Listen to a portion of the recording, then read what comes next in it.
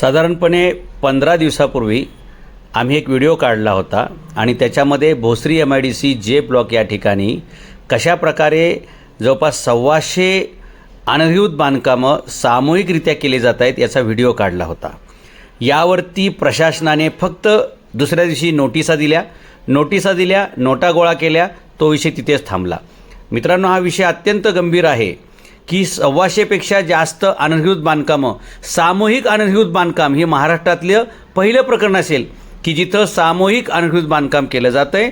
त्याला अधिकारी पाठीशी घालतायत, अधिकारी नोटिसा देऊन पैसे घेत आहेत आणि काम सर्रास चालू आहे। मित्रांनो, याच्यामध्ये साईड मार्जिन सोडलेलं नाही, फ्रंट मार्जिन सोडलेलं नाही, गाड्या जाण्यासाठी रस्ता राहणार नाही, फायर ब्रिगेडची गाडी येणार नाही आणि विशेष म्हणजे MIDCनं फक्त 2000 स्क्वेअर फूट बांधकामाची परमिशन दिलेली असताना तब्बल 5,500-6,000 हजार स्क्वेअर फूटची बांधकामं केली जातात। याच्यामध्ये अधिकाऱ्यांनी आपले हात ओले करून घेतलेले असतात।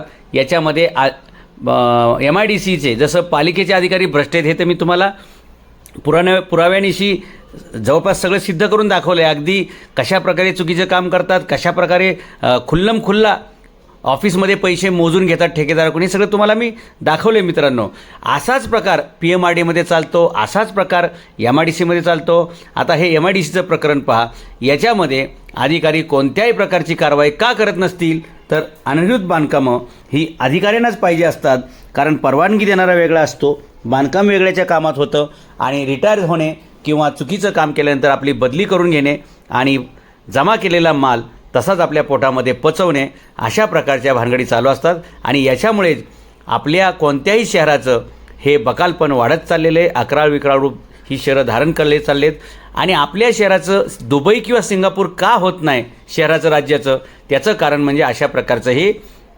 अधिकाऱ्यांचा भ्रष्टाचार आहे।